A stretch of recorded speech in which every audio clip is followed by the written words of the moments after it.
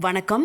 நம்ம இப்போ இந்த வீடியோவில் என்ன பார்க்க போகிறோம் அப்படின்னா, ப்ராசஸ் காஸ்டிங்கில் ஏப்ரல் 2019லேருந்து 23 வரைக்கும் கேட்ட 5 மார்க் அண்ட் 10 மார்க் கொஷின்ஸ் தான் எப்படி சால்வ் பண்ணுறது அப்படின்றத இப்போ இந்த வீடியோவில் பார்க்க போகிறோம். எஸ், ப்ராப்ளம் பார்க்கலாமா? In process B, 75 units are transferred from A at a cost of rupees 1,310. The additional expenses incurred were rupees 190. 20% the units entered are normally cost lost at sold at rupees 4 per unit. The output of the process was 60 units. Prepare process B account. இப்போ பாருங்கள், process B account நம்மளை prepare பண்ண சொல்கிறாங்க. Process ஏலேருந்து பிக்கு 75 units வந்து transfer பண்ணியிருக்காங்க. அதோட cost எவ்வளவு அப்படின்னா 1,310ன்னு சொல்லிட்டாங்க. அப்புறம் அடிஷ்னல் எக்ஸ்பெண்டிச்சர் ஒரு 190 கொடுத்துருக்காங்க. அண்ட் 20% பார்த்திங்கன்னா லாஸ் ஆகுது, அதாவது நார்மல் லாஸ். 20% நார்மல் லாஸ் அது பார்த்திங்கன்னா ஒரு யூனிட்டும் 4 rupeesக்கு சேல் பண்ணுறாங்க. இது நம்ம கிரெடிட்டில் போடுவோம். அண்ட் அவுட்புட் வந்து 60 யூனிட்ஸ்னு கொடுத்துருக்காங்க. எஸ், இப்போ இதை போடலாமா? டெபிட்டில் 75 யூனிட்ஸ் 1,310. அப்புறம் அடிஷ்னல் காஸ்ட் ஒரு 190, அதை டெபிட்டில் போட்டுடலாம். இப்போ நார்மல் லாஸ் பார்த்திங்கன்னா 20%. இப்போ இந்த 75ல் 20% போட்டோன்னா 15 வருது. அந்த 15 எவ்வளோக்கு சேல் பண்ணுறாங்க? 4 rupees இல்லையா? அப்போ 60 rupees. இப்போ இதை பேலன்ஸ் பண்ணலாம். 75,500. இப்போது இங்கே வந்து நமக்கு அவுட்புட் எவ்வளோ யூனிட்ஸ்னு கொடுத்துட்டாங்க. அவுட்புட் பாருங்கள் 60 யூனிட்ஸ். அப்போ 60 போட்டுக்கலாம். அண்ட் இந்த பேலன்சிங் ஃபிகர் 1,440. ஓகேவா? அதாவது இங்கே யூனிட்ஸ் டேலி ஆனதுனால நம்ம பேலன்சிங் ஃபிகரை அப்படியே ஃபினிஷ்டு ஸ்டாக்குன்னு எழுதிக்கிறோம். ஒருவேளை யூனிட்ஸ் வந்து டிஃப்ரென்ஸ் வந்துச்சு அப்படின்னா, கிரெடிட் சைடு வந்துச்சுன்னா அது abnormal loss, debit side balance வந்துச்சுன்னா அப்நார்மல் கெயின். இப்போ இந்த ப்ராப்ளம் பொறுத்த வரைக்கும் யூனிட்ஸ் டேலி ஆனதுனால அப்படியே நம்ம ஃபினிஷ் ஸ்டாக்கில் அமௌண்ட் போட்டுட்டோம். அவ்வளோதான். ஓகே, இப்போ நெக்ஸ்ட் ப்ராப்ளம் பார்க்கலாமா? A product is obtained after it passes 3 distinct processes. From the following information, prepare process account and abnormal gain and loss account. Okay, 3 process பற்றின details கொடுத்துருக்காங்க. ரா மெட்டீரியல் இருக்குது, direct wages, normal loss இருக்குது, selling price, scrap value, அதாவது இந்த normal லாஸோட scrap value கொடுத்துருக்காங்க, production கொடுத்துருக்காங்க, output இதெல்லாம். General expenses rupees 3,000 which is absorbed basis of wages. வேஜஸை பேஸஸாக வச்சு நம்ம இந்த ஜென்ரல் எக்ஸ்பென்சஸை பிரிக்கணும். இப்போ பாருங்களேன், வேஜஸ் வந்து 2,000, 3,000, 4,000, மொத்தம் இதை ஆட் பண்ணிங்கன்னா 9,000 தான் வருது. அப்போ இந்த ஜென்ரல் எக்ஸ்பென்சஸும் பார்த்தீங்கன்னா சேம் இதே அமௌண்ட் தான் வரப்போகுது. ஏன்னா இப்போ ரேஷியோ எடுத்தோம்னா 2:3:4 இல்லையா? அப்போ இந்த 9,000 அதே ரேஷியோவில் பிரிக்கும்போது 2,000 ஃபஸ்ட்டு ப்ராசஸ்க்கும், செகண்ட் ப்ராசஸ்க்கு 3,000 அண்ட் தேர்ட் ப்ராசஸ்க்கு 4,000 தான் வரும். Okay, 1,000 units at rupees 3 each were introduced to process 1. Process 1ல் யூனிட்ஸ் வந்து இன்ட்ரடியூஸ் பண்ணியிருக்காங்க 1,000 யூனிட்ஸ். எஸ், இப்போ போடலாமா? ஓகே, ஃபர்ஸ்ட் வந்து இந்த யூனிட்ஸ் இன்ட்ரடியூஸோட ஸ்டார்ட் பண்ணலாம். பாருங்கள், 1,000 into 3 பார்த்தீங்கன்னா 3,000. அதுக்கப்புறம் raw material 2,600, direct wages 2,000, and இந்த ஜென்ரல் எக்ஸ்பென்சஸும் அதே தான் 2,000 வரப்போகுது. ஏன்னா பேஸஸை வேஜஸாக வச்சுக்க சொல்லிட்டாங்க. வேஜஸை ஆட் பண்ணாலும் நமக்கு அதே 9,000 தான் வருது. ஸோ அந்த வேஜ் அமௌண்ட்டே தான் இந்த ஜென்ரல் எக்ஸ்பென்சஸ்க்கும் நமக்கு ரிப்பீட் ஆகும். இப்போ நார்மல் லாஸ் போடலாம் 5%. அப்போ இந்த 1,000ல் 5% போட்டிங்கன்னா 50. எவ்வளோ யூனிட் பார்த்தீங்கன்னா பர் யூனிட் 2 rupees. அப்போ 50 into 200. ஓகே, இப்போ அவுட்புட் எவ்வளவு அப்படின்னா 950. அப்போ இங்கே வந்து நமக்கு பேலன்சிங் ஃபிகராக அப்படியே வந்துருச்சு. ஓகே, இதை வந்து நெக்ஸ்ட் ப்ராசஸ்க்கு ட்ரான்ஸ்ஃபர் பண்ணுறோம். ஒருவேளை இங்கே அவுட்புட்டில் நமக்கு எதாவது டிஃப்ரென்ஸ் வந்துச்சு அப்படின்னா, பேலன்ஸ் ஆகாமல் இருந்துச்சுன்னா நமக்கு அப்நார்மல் லாஸோ கெயினோ வரும். இப்போ இது கரெக்டாக டேலி ஆனதுனால இது அப்படியே நெக்ஸ்ட் ப்ராசஸ்க்கு மட்டும் ட்ரான்ஸ்ஃபர் பண்ணிக்கலாம். Okay, 950 units 9,500. ஓகேவா? இப்போ வந்து ரா மெட்டீரியல் போட்டுக்கலாம் டெபிட்டில், அதுக்கப்புறம் வேஜஸ் டெபிட்டில் போட்டாச்சு, அப்புறம் ஜென்ரல் எக்ஸ்பென்சஸ் அதே அமௌண்ட்டு தான் டெபிட்டில் போட்டாச்சு. அப்புறம் பாருங்கள், நார்மல் லாஸ் 10%. அப்போ 950ல் 10% எவ்வளோ ருபீஸ் ஒரு யூனிட்டு? 4 rupee. அப்போ 95 வருது. 95 into 4. ஓகேவா? இதோட அவுட்புட் பாருங்கள் 840. இப்போ 840 இது போட்டுடுறோம். இப்போ இதை ஆட் பண்ணி பாருங்களேன். 840 + 95 பார்த்தீங்கன்னா 935 தான் வருது. அப்போ 15 யூனிட்ஸ் வந்து நம்ம டோட்டல் வந்து குறையுது இல்லையா? அப்போ அது என்ன அப்படின்னா அப்நார்மல் லாஸ். ஓகே, இப்போ இந்த அப்நார்மல் லாஸ்க்கு அமௌண்ட் என்னன்றதை கண்டுபிடிக்கணும். அது எப்படி கண்டுபிடிக்கிறது அப்படின்னா இந்த ஃபார்மேட்டில், அதாவது எக்ஸ்பெண்டிச்சர்ன்றது இந்த டோட்டல் மைனஸ் நார்மல் லாஸோடது 380 டிவைடட் பை இந்த மாதிரி யூனிட்ஸ் எவ்வளவு 950யா, அதில் நார்மல் லாஸை மைனஸ் பண்ணணும். பண்ணிங்கன்னா இன்டூ அப்நார்மல் லாஸ் யூனிட்ஸ் கண்டுபிடிச்சோம்ல 15, அதை போட்டால் 300 வருது. அப்போ இது 300 போட்டுக்கிட்டோம்னா இது பேலன்சிங் ஃபிகர். ஓகேவா? எஸ். இது வந்து பர் யூனிட் எவ்வளோ வருது அப்படின்னு பார்த்தீங்கன்னா 20 வருது. 16,800 டிவைடட் பை 840 போட்டிங்கன்னா உங்களுக்கு அது வரும். ஓகே, இப்போ இது நெக்ஸ்ட் ப்ராசஸ்க்கு இன்புட்டாக போட்டுக்கிறோம். பாருங்கள், போட்டாச்சு. இப்போ ரா மெட்டீரியல் எழுதிக்கலாம், டைரக்ட் வேஜஸ் எழுதிக்கலாம், ஜென்ரல் எக்ஸ்பென்சஸும் அதே 4000 எழுதிக்கலாம். இப்போ நார்மல் லாஸ் போடலாம் 15%. அப்போ 840ல் 15%னா 126. ஒரு யூனிட்டும் 5 rupees. அப்போ 126 × 5 போட்டோம்னா 630 வருது. இப்போ அவுட்புட் பாருங்கள் 750. ஓகே, 750 அவுட்புட் அப்படின்னு போட்டோம்னா நமக்கு கிரெடிட் சைடு நமக்கு எவ்வளோ வருது பாருங்கள், 876 வருது. ஓகே, ஆனால் இங்கே இருக்கிறது எவ்வளவு 840 தான் இருக்குது. அப்போ இங்கே பேலன்சிங் ஃபிகர் வருது 36. அப்போ இது என்னென்னா அப்நார்மல் கெயின். இதுக்கும் நம்ம வந்து எப்படி கண்டுபிடிக்கிறதுனா இது எல்லாத்தையும் ஆட் பண்ணி இந்த 630 மைனஸ் பண்ணணும். அதே மாதிரி டிவைடட் பை 840 மைனஸ் இந்த 126 பாருங்கள்.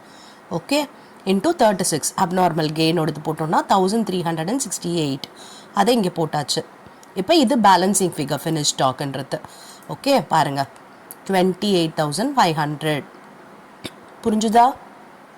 எஸ். இப்போ நம்மளை என்ன போட சொல்லியிருக்காங்க, அப்நார்மல் கெயின் போட சொல்லியிருக்காங்க அண்ட் அப்நார்மல் லாஸ் போட சொல்லியிருக்காங்க. இந்த ப்ராசஸில் அப்நார்மல் கெயின் அக்கௌண்ட் இருக்குது. ப்ராசஸ் 2ல் அப்நார்மல் லாஸ் இருந்தது இல்லையா, அது எப்படி போடுறதுன்னு பார்க்கலாம். இப்போ பாருங்கள், இங்கே அப்நார்மல் லாஸ் இருக்கா, இதை நம்ம ப்ராசஸ் 2ன்ட்டு இங்கே எழுதியாச்சு. அதே 15 யூனிட்ஸ் 300 rupees. இப்போ இங்கே என்ன எழுத போகிறோம்னா கேஷ்ன்னு சொல்லிட்டு எவ்வளோக்கு நம்ம ஸ்க்ராப் ரியலைஸ் பண்ணோம் பாருங்கள். ப்ராசஸ் 2ல் 4 rupees. அப்போ 15 × 4 பார்த்தீங்கன்னா 60. இந்த பேலன்சிங் ஃபிகர் தான் வந்து என்ன சொல்கிறோம்னா காஸ்டிங் P&L சொல்கிறோம். 240 பேலன்சிங் ஃபிகராக வந்துடும். அவ்வளோதான். இதுதான் abnormal loss account. Abnormal gain account போடுவோமா, அதே மாதிரி தான் பாருங்கள். அப்நார்மல் கெயினில் 36 யூனிட்ஸ் 1368 அதை இங்கே போட்டுட்டோம். இப்போ இங்கே போடும்போது கேஷ்னு எழுதக்கூடாது, நார்மல் லாஸ்ன்னு எழுதணும். எவ்வளவு 36 யூனிட்ஸ், எவ்வளோ பர் யூனிட் 5 இல்லையா, அப்போ 36 × 5. ஓகே, 130 வரும். அண்ட் இதை நார்மலாக பேலன்ஸ் பண்ண வேண்டியது தான். அது காஸ்டிங் P&L 1238. ஓகேவா? புரிஞ்சிச்சா? அப்நார்மல் லாஸ் அக்கௌண்ட்டும் கெயின் அக்கௌண்ட்டும். இப்போ நெக்ஸ்ட் ப்ராப்ளம் பார்க்கலாமா? Prepare process account. Direct material 4,000, direct labor 1,500, direct expenses 650, total production overhead during the period where rupees 6,000. It is to be apportioned to different process on the basis of 150% of direct labor. There was no opening or closing. Okay, production during the period was 200 units. பார்த்தீங்கன்னா நமக்கு வந்து production over head எவ்வளோ கொடுத்துருக்காங்க, 6,000 கொடுத்துட்டாங்க. இது வந்து 150% of லேபரை பேஸாக வச்சு இதை வந்து நம்ம அப்போர்ஷன் பண்ண சொல்லியிருக்காங்க. நமக்கு கொடுத்துருக்கிறது ஒரு ப்ராசஸோட டீட்டெயில்ஸ் தான் இருக்குது. அப்போ இந்த ப்ராசஸ்க்கு மட்டும் எவ்வளோன்றதை நம்ம கால்குலேட் பண்ண போகிறோம். ஓகே, பாருங்கள். இப்போ டைரக்ட் மெட்டீரியல் எழுதிக்கலாம் டெபிட் சைட். இப்போ யூனிட்ஸ் எவ்வளோன்னு சொல்லிட்டாங்க இல்லையா, 200 யூனிட்ஸ், அதனால 200 போட்டாச்சு, 4,000 rupees. இப்போ லேபர் பார்த்தீங்கன்னா 1,500, டைரக்ட் எக்ஸ்பென்சஸ் 650. ஓகே, இப்போ ப்ரொடக்ஷன் ஓவர் ஹெட் பார்த்தீங்கன்னா இந்த 6,000ல் நம்ம எப்படி போடணும் அப்படின்னு பார்த்தீங்கன்னா இந்த லேபர் எவ்வளவு 1,500 இல்லையா, இதோட 150% என்ன அப்படின்றத வச்சு நம்ம கால்குலேட் பண்ண போகிறோம். ஓகே, அப்படி போட்டோம்னா பாருங்கள், இதோட 1,500 × 150% போட்டோம்னா 2,250 வருது. அந்த 6,000ல் 2,250 இதுக்கு போகுது. அண்ட் பேலன்ஸ் அமௌண்ட் இருக்குது பார்த்தீங்கன்னா அடுத்த ப்ராசஸ்க்கெலாம் போகும். பட் நமக்கு கொடுத்துருக்கிறது ஒரு ப்ராசஸ் தான், அதனால் இதோடவே நம்ம ஸ்டாப் பண்ணிக்கலாம். Okay, yes. இப்போ பேலன்ஸ் பண்ணுவோமா? ஓகே, பண்ணியாச்சு. இப்போ இந்த பேலன்சிங் ஃபிகர் தான் நம்மளோட ஃபினிஷ் ஸ்டாக். ஓகே, பாருங்கள் 8,400, 200 யூனிட்ஸ். இது ரேட் பர் யூனிட் என்னென்னா 8,400 டிவைடட் பை 200 போட்டோம்னா 42 பர் யூனிட்னு வந்துருச்சு. அவ்வளோதான். ஓகேவா? எஸ். இப்போ நெக்ஸ்ட் ப்ராப்ளம் பார்க்கலாமா? இந்த கொஷின் பார்த்தீங்கன்னா April 12லையும் கேட்டிருக்காங்க, 13லையும் கேட்டிருக்காங்க அண்ட் 21லையும் கேட்டிருக்காங்க. சேம் கொஷின் 5 மார்க்கில் கேட்டிருக்காங்க. பாருங்கள், product A is obtained after it passes through three distinct process. 2000 kg of material at rupees 5 per kg were issued to process 1. Direct wages amounted to rupees 900 and production overhead incurred was rupees 500. Normal loss is estimated at 10% of input. The wastage is sold at rupees 3 per kg. The actual output is 1850 kg. Prepare process 1 account. S இப்போ போடலாமா? ரொம்ப ஈஸியான problem தான். இப்போ product ஏன்றது 3 process தாண்டி போகுது. இப்போ நமக்கு வந்து ப்ராசஸ் 1 பற்றின இன்ஃபர்மேஷன் கொடுத்துருக்காங்க. பாருங்கள், 2000 kg ஆஃப் மெட்டீரியல் வந்து 5 per kgன்னு சொல்லிட்டு ப்ராசஸ் 1ல் இன்ட்ரடியூஸ் பண்ணியிருக்காங்க. ஃபர்ஸ்ட் நம்ம அதை எழுதிக்கலாம். பாருங்கள், 2000 into 5 போட்டோம்னா 10,000 வந்துருச்சு. அதுக்கப்புறம் டைரக்ட் வேஜஸ் பார்த்தீங்கன்னா 900, அதுவும் நம்ம எழுதியாச்சு. ப்ரொடக்ஷன் ஓவர்ஹெட் வந்து 500, ஸோ அது எழுதியாச்சு. இப்போ நார்மல் லாஸ் பார்த்தீங்கன்னா 10% ஆஃப் இன்புட்னு சொல்லிட்டாங்க. இன்புட்ன்றது இந்த 2000 தான். இதில் 10% போட்டோன்னா 200 வரும். அந்த 200 பார்த்தீங்கன்னா 3 per kgன்னு சேல் பண்ணுறாங்க. அப்போ 200 into 3 பார்த்தீங்கன்னா 600. ஓகேவா? இப்போ ஆக்சுவல் அவுட்புட் பார்த்தீங்கன்னா 1850 போட்டாச்சு. ஓகே, இப்போ இந்த 1850 நமக்கு வந்து இங்கே பார்த்தீங்கன்னா எவ்வளோ இருக்குது? 2000 இருக்குது. இங்கே ஆட் பண்ணோன்னா 2050 இருக்குது. ஓகே, அப்போ 50 என்ன அப்படின்னு பார்த்தீங்கன்னா அப்நார்மல் கெயின்.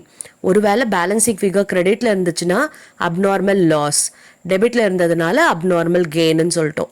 இப்போ அப்நார்மல் கெயினுக்கு அமௌண்ட் எப்படி கண்டுபிடிக்கிறது அப்படின்னு பார்த்தீங்கன்னா இது எல்லாத்தையும் ஆட் பண்ணுங்க.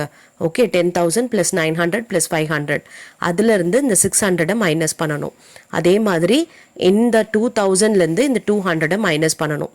ஓகே, பாருங்கள், 11,400 இதெல்லாம் ஆட் பண்ணால் அதில் 600 மைனஸ் பண்ணுறோம். அதே மாதிரி இங்கே யூனிட்ஸ் வந்து 2000 இருக்கா, அதில் 200 மைனஸ் பண்ணுறோம். இன்டூ இந்த அப்நார்மல் கெயினோட யூனிட்ஸ் போட்டோன்னா 300 கிடைக்குது. அப்போ அப்நார்மல் கெயின் வந்து 300. இது பேலன்சிங் ஃபிகர் நம்ம இப்போ போட்டுக்கலாம்.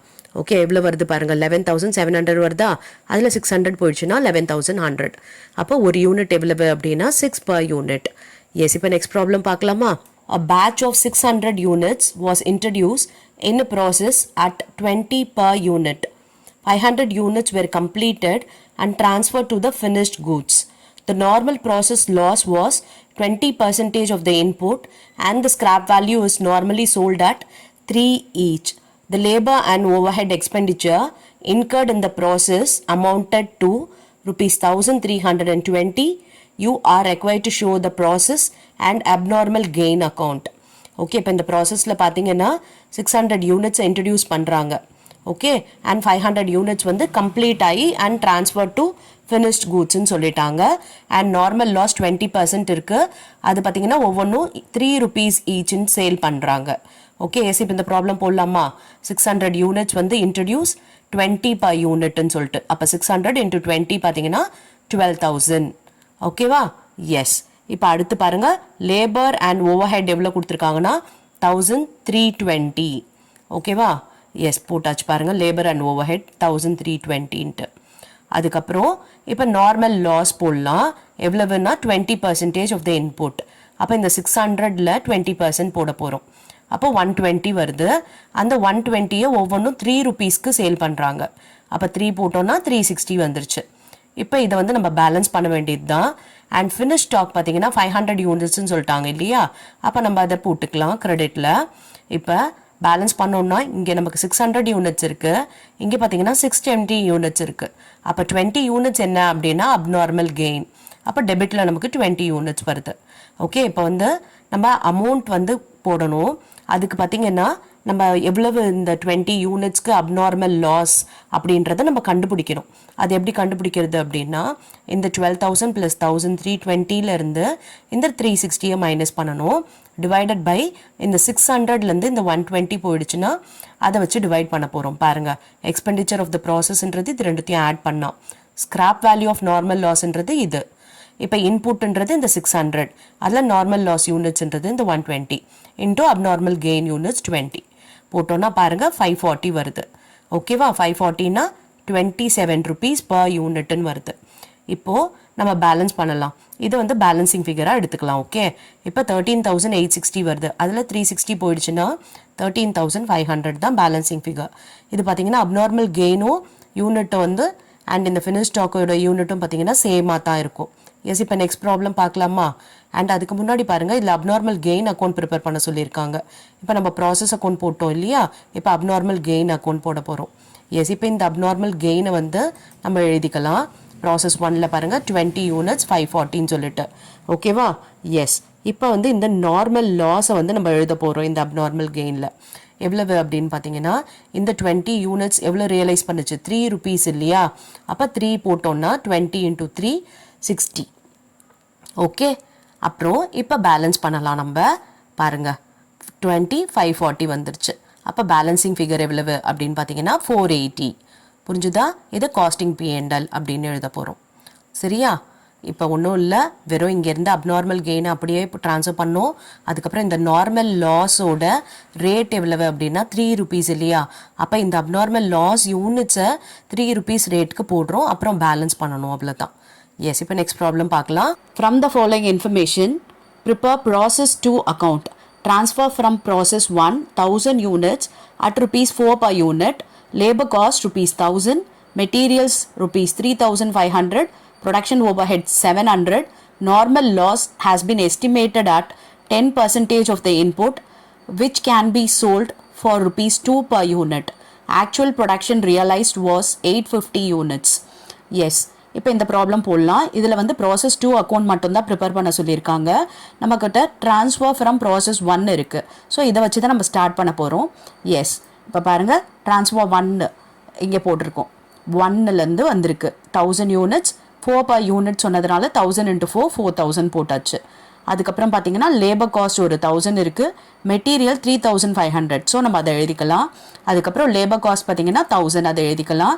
ப்ரொடக்ஷன் ஓவர் ஹெட் பார்த்தீங்கன்னா 700, அதுவும் எழுதியாச்சு. இப்போ பார்த்தீங்கன்னா நார்மல் லாஸ் இருக்குது. 10% ஆஃப் த இன்புட்னு சொல்லிட்டாங்க.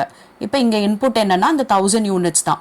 அப்போ இந்த 1000ல் 10%, அதை பார்த்தீங்கன்னா 2 rupeesக்கு சேல் பண்ணுறாங்க. அப்போ 1000ல் 10%னா 100. 100 × 2 பார்த்தீங்கன்னா 200. ஓகேவா? ஆக்சுவல் ப்ரொடக்ஷன் ரியலைஸ்ட் எவ்வளோ சொல்லிட்டாங்க பாருங்கள், 850. அதாவது மொத்தம் 1000 இன்புட் வருது, அதில் நார்மல் லாஸ் 100 ஆகிடுது. அவுட்புட் பார்த்தீங்கன்னா 850 சொல்லிட்டாங்க.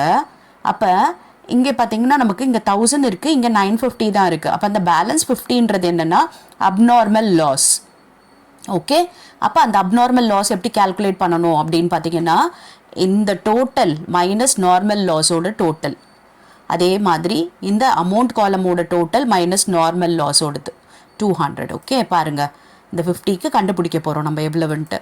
பாருங்கள், 9200 இந்த டோட்டல் மைனஸ் இந்த 200. அதுக்கப்புறம் இங்கே 1000, இது 100 மைனஸ் பண்ணியிருக்கோம் பாருங்கள். இன்ட்டு 50 போட்டோன்னா அப்நார்மல் லாஸ் வந்து 500. அப்போ அப்நார்மல் லாஸ் 500 போட்டோன்னா இது பேலன்சிங் ஃபிகர் எவ்வளவு அப்படின்னு பார்த்தீங்கன்னா 8500. அப்போ ஒவ்வொரு unit எவ்வளவுனா 10 per unit. 8500 divided by 850. அப்போ 10 per unit வந்துருச்சு. ஓகேவா? இப்போ நெக்ஸ்ட் ப்ராப்ளம் பார்க்கலாமா? Product passes through 3 distinct process to completion. During March, 500 units were produced. From the following information, prepare process account showing the total cost as well as cost per unit. பார்த்தீங்கன்னா 3 ப்ராசஸோட information கொடுத்துருக்காங்க. Okay, material இருக்குது, labour, direct எக்ஸ்பென்சஸில் fuel, carriage, work, overhead. Okay, அப்புறம் indirect expenses 14,000 மொத்தமாக கொடுத்துருக்காங்க. Should be apportioned on the basis of வேஜஸ்ன்னு சொல்லிட்டாங்க. அதாவது வேஜஸ் லேபர் இருக்கு இல்லையா, இதை பேஸாக வச்சு நம்ம வந்து இந்த 14,000 வந்து அலோகேட் பண்ணணும். இப்போ இதோட ரேஷியோ எடுத்தோம் அப்படின்னா பாருங்கள், இது 2.5, இது 2, இது 2.5. இல்லைன்னா இதை வந்து நம்ம சிம்பிளிஃபை பண்ணுறதுக்கு இதை வந்து 5, இது 4 அண்ட் இது 5 அப்படியும் எடுத்துக்கலாம். இல்லை இந்த ஃபுல் வேல்யூமே அப்படியே எடுத்தோம் இதை வந்து நம்ம பிரித்து போடலாம். ஓகேவா? எஸ், இப்போ 1 by 1 போடலாமா? ப்ராசஸ் 1. எஸ், இப்போ மெட்டீரியல் 10,000 டெபிட் சைட் போடுவோம். பாருங்கள், போட்டாச்சு. ஓகே, இப்போ 500 யூனிட்ஸ் இன்ட்ரடியூஸ்ன்னு சொன்னாங்க இல்லையா, அப்போ வந்து இன்புட் வந்து 500ன்னு போட்டுட்டோம். அதுக்கப்புறம் லேபர் பாருங்கள் 2500. அப்புறம் டைரக்ட் எக்ஸ்பென்சஸில் ஃபியூவல் 500. அப்புறம் கேரேஜ் பார்த்தீங்கன்னா 1500. இப்போ ஒர்க்ஸ் ஓவர் ஹெட் 2000. இப்போ இந்த 2000 ஒர்க்ஸ் ஓவர் ஹெட் 2000 அதையும் போட்டுக்கலாம். இப்போ இன்டைரக்ட் எக்ஸ்பென்சஸ் 14,000 இல்லையா, இப்போ இந்த 14,000 இந்த லேபரோட பேசிஸை வச்சு பிரித்து போட போகிறோம். 14,000 into 2,500 divided by இது எல்லாத்தையும் ஆட் பண்ணிங்கன்னா 7,000 வருது. அப்படியும் போடலாம் பாருங்க. 14,000 into 2,500 divided by 7,000. இல்லை இதை ரேஷியோவாக எடுத்து 2.5 2 2.5 அப்படின்னும் எடுத்து போடலாம். ஓகே, இதை மாதிரி பார்த்தீங்கன்னா நம்ம வந்து எந்த பேசிஸில் வேணாலும் ரேஷியோ எடுத்து நம்ம இதை பிரித்து போடலாம். அவ்வளோதான், எல்லா எக்ஸ்பென்சஸும் போட்டுட்டோம். இப்போ நம்ம வந்து பேலன்ஸ் கேரி பண்ணிக்கலாம். ஓகே பாருங்கள், இது வந்து transfer to next process. 500 units 21,500. Rate per unit எவ்வளோனா 43. இதை நெக்ஸ்ட் ப்ராசஸோட இன்புட்டாக போட போகிறோம், போட்டுட்டோம். ஓகேவா, அடுத்த நெக்ஸ்ட் ப்ராசஸில் மெட்டீரியல் 7,000, அதுக்கப்புறம் லேபர் 2,000, அப்புறம் fuel 1,000, carriage 500, works overhead 2,500. Okay, yes போட்டுட்டோம். இப்போ இன்டைரக்ட் எக்ஸ்பென்சஸை பிரிக்க போகிறோம். 14,000 into 2,000 divided by 7,000. புரிஞ்சுதா? 4,000 வந்துருச்சு. ஸோ இதை பேலன்ஸ் பண்ணி நம்ம பேலன்ஸ் கேரி டவுன் எவ்வளோன்றது பார்க்கலாம். பாருங்கள், 500 யூனிட்ஸ் 38,500. அப்போ ரேட் பர் யூனிட் 77. எப்படி கண்டுபிடிக்கும் தெரியும் இல்லையா? 38,500 divided by 500. இப்போ இதை நெக்ஸ்ட் ப்ராசஸோட இன்புட் போட்டுட்டோம். இப்போ மெட்டீரியல் 3,000, லேபர் பாருங்கள் 2,500, ஃபியூவல் பார்த்தீங்கன்னா 500, கேரேஜ் வந்து 1,000, works overhead 2,000, indirect expenses 14,000 into 2,500 divided by 7,000. Okay, புரியுதா? இது என்ன 2,500, எது 7,000? 2,500ன்றது வேஜஸ், ஏன்னா வேஜஸை பேசிஸாக எடுக்க சொல்லிட்டாங்க. டிவைடட் பை இது எல்லாத்தையும் ஆட் பண்ணால் 7,000. 7,000க்கு மொத்தம் இந்த 14,000. இப்போ இந்த பர்டிகுலர் ப்ராசஸ்க்கு 2,500 தான் வேஜஸ். ஸோ அதுக்கு கேல்குலேட் பண்ணுறோம், 5,000 வந்துருச்சு. ஓகேவா, இப்போ இதை பேலன்ஸ் பண்ணுவோம். இப்போ போட போகிறது ஃபினிஷ்டு ஸ்டாக். ஓகே பாருங்கள், 500 யூனிட்ஸ் 52,500. Rate per unit 105. இது பார்த்தீங்கன்னா ஃபினிஷ்டு ஸ்டாக்குன்னு எழுதணும். ஏன்னா அடுத்து எதாவது ப்ராசஸ் இருந்தால் தான் ட்ரான்ஸ்ஃபர் டு அந்த ப்ராசஸ்ன்னு போடுவோம். இப்போ இல்லாததுனால ஃபினிஷ்டு ஸ்டாக். ஓகே, இப்போ நெக்ஸ்ட் ப்ராப்ளம் பார்க்கலாமா? Owing to an accident, only 40 units are produced. Prepare the process account. இந்த ப்ராப்ளம், அதாவது ஸ்பெசிஃபிக்காக இதே ப்ராப்ளமே நிறைய வாட்டி கேட்டிருக்காங்க. ஓகே, எஸ் இப்போ போடலாமா? 50 யூனிட்ஸ் 50 ருபீஸ்க்கு இன்ட்ரடியூஸ் பண்ணியிருக்காங்க. அப்போ யூனிட்ஸ்லையும் 50, அமௌண்ட் காலம்லையும் 50. அப்புறம் இதுக்கு அடிஷ்னல் எக்ஸ்பெண்டிச்சர் எவ்வளவு பார்த்தீங்கன்னா 32. அதுவும் போட்டுக்கலாம், டெபிட்டில் தான் வரும். இப்போ பார்த்தீங்கன்னா லாஸ் இருக்குது. நார்மல் லாஸ் எவ்வளவு அப்படின்னா 10% சொல்லிட்டாங்க. அப்போ இந்த 50 யூனிட்ஸில் 10% போட்டால் 5. அது எவ்வளோக்கு சேல் பண்ணுறாங்க ஸ்கிராப் வேல்யூ அப்படின்னு பார்த்தீங்கன்னா 20 பைசே. அப்போ 5 into 20 பைசேன்றது 1. ஓகேவா? ஆனால் இந்த யூனிட்ஸ் எவ்வளோ ப்ரொடியூஸ் ஆகுது அப்படின்னு பார்த்தீங்கன்னா 40 யூனிட்ஸ் தான் ப்ரொடியூஸ் ஆகுது. ஆக்சுவலாக பார்த்தீங்கன்னா 50 யூனிட்ஸ் இன்ட்ரடியூஸ் பண்ணியிருக்காங்க, ஆனால் 40 யூனிட்ஸ் தான் அவுட்புட்டாக வருது. அப்போ இந்த இடத்துல என்ன இருக்குது அப்படின்னு பார்த்தீங்கன்னா அப்நார்மல் லாஸ். ஓகே, 50 இங்கே டோட்டலாக யூனிட்ஸ் காலமில் இங்கே பார்த்தீங்கன்னா 45 தான் இருக்குது. அப்போ 5 குறையுது. அதுக்கு பேர் என்னென்னா அப்நார்மல் லாஸ். ஓகே, இப்போ இந்த அப்நார்மல் லாஸோடது யூனிட்ஸ் நமக்கு 5ன்னு தெரிஞ்சு போச்சு. அப்போ இதோட அமௌண்ட் எப்படி கண்டுபிடிக்கிறது அப்படின்னு பார்த்தீங்கன்னா ஒரு சின்ன ஃபார்முலா தான்.